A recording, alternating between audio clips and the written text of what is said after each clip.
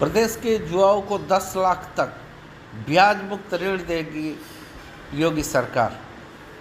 जी हाँ, मुख्यमंत्री योगी आदित्यनाथ ने युवा उद्यमियों के लिए बड़ी घोषणा करते हुए कहा है कि जो युवा उद्यमी अपना उद्योग लगाएगा उसे पहले चरण में 5 लाख रुपये तक और दूसरे चरण में 10 लाख रुपये तक ब्याज मुक्त ऋण उपलब्ध करवाने का काम हम करेंगे। उन्होंने युवाओं का आह्वान किया कि आप पूंजी लीजिए और बैंक आपसे मूल पूंजी ही वापस लेगा। बैंक आपसे इस राशि का कोई ब्याज नहीं लेगा। उन्होंने कहा कि ब्याज की रकम सरकार चुकाएगी। राज्य के पिपराइच विधानसभा क्षेत्र में 635 करोड़ रुपए की लागत वाली 5 विकास परियोजनाओं का शिलान्यास और लोकार्पण करने के बाद योगी ने कहा कि जब विकास होगा तभी उद्यमिता बढ़ेगी। उन्होंने कहा कि विकास और सुरक्षा का मॉडल ही यूपी को भविष्य के मार्ग पर ले जाएगा, अनंत काल तक मिलेगा लाभ। योगी ने कहा कि इसका लाभ लोगों को अनंत काल तक प्राप्त होगा। उन्होंने विरोधी दलों से कहा सरकार के विकास प्रस्ताव में विघ्न डालने की जगह विकास का सहभागी बनना चाहिए, क्योंकि इसी में पीढ़ियों का भविष्य जुड़ा है। इसलिए विकास का सिलसिला निरंतर आगे बढ़ते रहना चाहिए। इन विकास परियोजनाओं में प्राथमिक विद्यालय सोनबरसा को स्मार्ट स्कूल बनाने के साथ इसी ग्राम पंचायत में स्मार्ट पंचायत भवन और बालापार टिकरिया मार्ग पर रेलवे ओवरब्रिज का लोकार्पण और बालापार टिकरिया गांगी बाजार मार्ग के 4 लेन में बदलने तथा नवीन थाना सोनबरसा के प्रशासनिक आवासीय भवनों के निर्माण कार्य के शिलान्यास भी शामिल हैं। मुख्यमंत्री योगी आदित्यनाथ ने दावा किया कि अगले 4 साल में उत्तर प्रदेश देश की नंबर 1 अर्थव्यवस्था होगी। उन्होंने कहा कि 2017 में जब राज्य में भाजपा की सरकार बनी थी तब यूपी देश की 7वें नंबर की अर्थव्यवस्था थी, लेकिन 4 साल बाद यूपी देश की पहले नंबर की अर्थव्यवस्था वाला राज्य बन जाएगा। अपराध अपराधी के साथ बीमारी को भी दूर भगाया। सीएम योगी ने कहा कि एक समय यहाँ लोकार्पण और शिलान्यास के समारोह की बात भी नहीं सोची जा सकती थी। इंसेफेलाइटिस के चलते बच्चे दम तोड़ देते थे, कोहराम मचा रहता था। आज सरकार ने अपराध और अपराधी के साथ इंसेफेलाइटिस जैसी बीमारी को भी दूर भगा दिया है। अब राष्ट्रपति, उपराष्ट्रपति और पीएम तक आते हैं गोरखपुर। मुख्यमंत्री ने कहा कि एक दौर वह भी था जब कोई बाहरी व्यक्ति गोरखपुर आना नहीं चाहता था। आज राष्ट्रपति, उपराष्ट्रपति और प्रधानमंत्री तक गोरखपुर आते हैं। उन्होंने बताया कि उपराष्ट्रपति सैनिक स्कूल का उद्घाटन करने गोरखपुर आएंगे।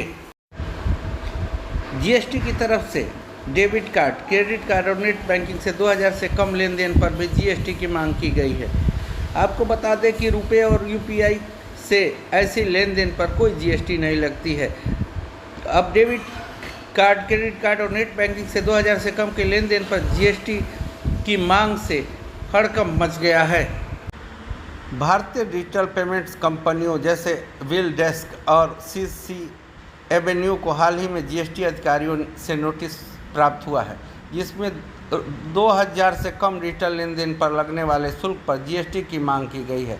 ये जानकारी 3 लोगों ने दी है जो इस मामले से जुड़े हैं। यह मांग तब की जा रही है जब 2016 में नोटबंदी के समय सरकार ने ऐसे लेन देन पर टैक्स नहीं लगाने का निर्देश जारी किया था। सीसी एवेन्यू के ज्वाइंट मैनेजिंग डायरेक्टर विश्वास पटेल ने इस मामले की पुष्टि करते हुए कहा कि उन्हें नोटिस प्राप्त हुआ है और उनकी टीम में इसका जवाब भी भेजा है।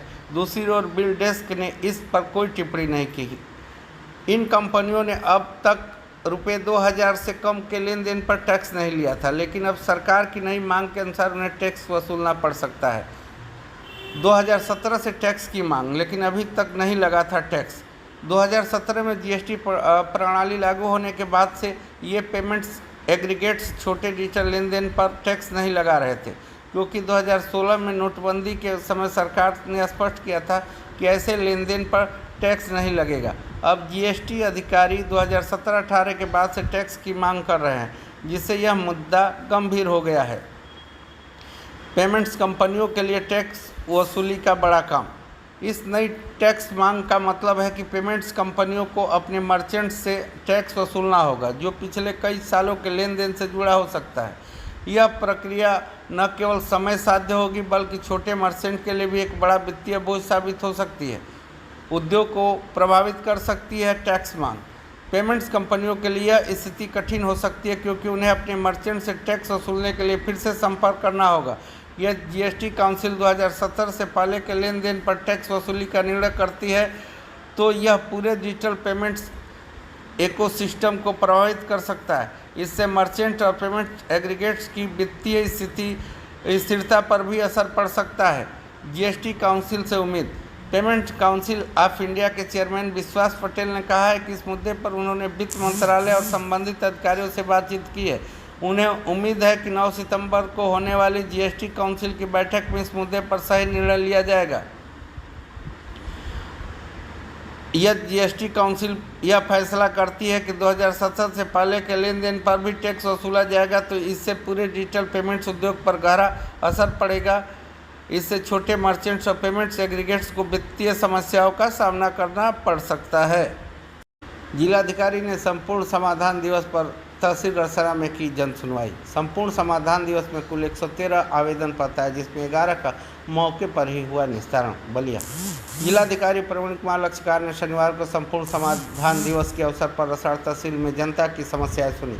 उन्होंने कुछ समस्याओं का निस्तारण मौके पर कराया, वहीं शेष समस्याओं को संबंधित अधिकारियों को सौंपते हुए समयान्तर्गत व गुणवत्तापूर्ण निस्तारण का निर्देश दिया। इस संपूर्ण समाधान दिवस में कुल 113 आवेदन पत्र है जिसमें 11 मौके पर ही निस्तारण किया गया। जन सुनवाई के दौरान पेंशन, भूमि विवाद से संबंधित, प्रधानमंत्री आवास, राशन, सड़क, नालियों आदि से संबंधित मामले भी है जिसमें संबंधित अधिकारियों को निर्देशित किया गया। जिलाधिकारी ने कहा कि जन शिकायतों का निस्तारण हम सबकी सर्वोच्च प्राथमिकताओं में से एक होनी चाहिए। इसमें अगर किसी की लापरवाही सामने आए तो उस पर विभागीय कार्रवाई तय है। उन्होंने कहा कि किसी भी प्रकरण में अगर कोई आदेश हो तो उसका अनुपालन भी निश्चित कराया जाए। हर हाल में हर सही व्यक्ति को न्याय मिलना चाहिए।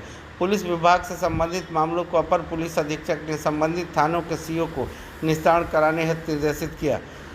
इस अवसर पर एसडीएम संजय कुमार कुशवाहा, अपर पुलिस अधीक्षक सीओ रसड़ा मोहम्मद फ़हीम कुरैशी एवं सभी जिला स्तरीय अधिकारी मौजूद थे।